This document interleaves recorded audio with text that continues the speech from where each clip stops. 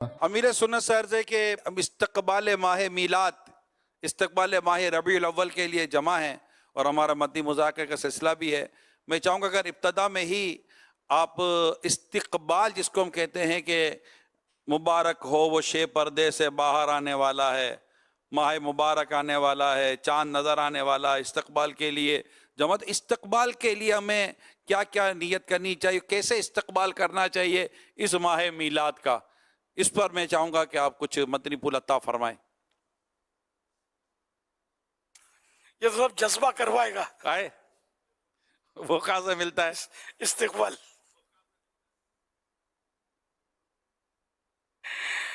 جس کو جذبہ ہوتا ہے وہ سارا سال انتظار کرتا ہے آئے کہ ماہ ربیع الاول شریف آئے گا اور یوں کریں گے یوں کریں گے یوں کریں گے۔ اب جو سجاوٹیں کی ہے نا، یہ استقبال، خوشی، استقبال، ادب، احترام، تعظیم، ماشاء اللہ، محبت، ان سب کا اظہار ہے اس میں۔ اب یہ سب ہو اللہ کی رضا کے لیے، لوگوں کو دکھانے کے لیے نہ ہو۔ تو میں ابھی کچھ دیر پہلے یہ عرض کر رہا تھا کہ یہ وہ ماہ میلاد ہے، یعنی اگر ہم مبالغ، آپ کے تو خیر زندگی کا ایک بڑا حصہ ہے یہ دیکھتے ہوئے کہ کیسے کیسی رونقیں اور ماشاءاللہ بڑھتا ہی چلا جا رہا ہے۔ غالبا یہ وہ پیارا مہینہ ہے کہ جس کی برکت سے کئی گناہوں سے توبہ کر کے نیکی کے راستے پر آئیں، میلاد منانے کا جذبہ انہیں نیکی کے راستے پہ لے آیا۔ کیا فرماتے ہیں؟ بجا فرمایا آپ نے، بالکل بجا فرمایا کہ کئی لوگوں کی مطلب اس میں اصلاح کی صورت ہوتی ہے کہ اسلامی بھائی ہیں، انہوں نے بہت پرانی بات ہے، دعوت اسلامی کا ہی واقعہ ہے۔ دعوت اسلامی میں تو 12 دن کے لیے داڑھی رکھی گیا کہ وہ چاند رات سے اب 12 دن تک داڑھی رکھوں گا، تو پھر وہ انہوں نے نہیں کٹوائی۔ تو آپ ان کو جانتے ہیں، مجھے میرے ایک اور ان کے دوست ہے، وہ مجھے کہہ رہے تھے کہ یار مجھے حیرت ہوتی ہے، یہ وہی ہے جو ایسا سدھر گیا ہے، مجھے یقین نہیں آتا۔ تو یوں جشن ولادت کی خوشی میں اس نے 12 دن داڑھی رکھی، اور پھر یہ کہ الحمدللہ میری آخری ملاقات تک تو داڑھی ہے اس کی، اب تو خیر وہ نانا دادا بن گئے ہوں گے، اب اپنے ماحول کے ہی ہیں۔ ماشاءاللہ، اللہ پاک جس کو ہدایت دے، تو فوائد کا تو انکار ہے ہی نہیں نا۔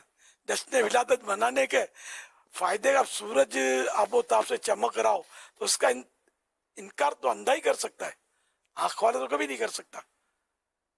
کار ثواب ہے، اور اس بہانے درود و سلام پڑھے جاتے ہیں، اور سرکار صلی اللہ علیہ وسلم کے اوصاف کا بیان ہوتا ہے، سنتوں کے بیانات کیے جاتے ہیں، مسجدوں میں رونق ہوتی ہیں، اور خوب ان کی شان میں قصیدے پڑھے جاتے ہیں، نعت خوانیاں ہوتی ہیں، بیانات ہوتے ہیں، تو ثواب کے بہت سارے کام جشن ولادت میں کیے جاتے ہیں، اور کام کرنے بھی وہی ہیں جس میں ثواب ملے۔ باقی اب کوئی اگر اس میں مسئلے کرتا ہے، الٹ پلٹ معاملات کرتا ہے، تو اس کا ذمہ دار وہ خود ہے، اس کو وہ نہیں کرنا چاہیے۔ جیسے بعض لوگ سنا ہے کہ وہ میوزک بھی کرتے ہیں، اچھل کود اس طرح کی کرتے ہیں جسے وہ نہیں کرنی چاہیے۔ باہر اچھل کود منع نہیں ہوتی، لیکن بعض اچھل کود لچکے توڑے کے ساتھ ہوتی ہے۔ لچکے توڑے کے ساتھ جو ہے نا، وہ اصل ڈانس ہوتا ہے، ڈانس حرام ہے۔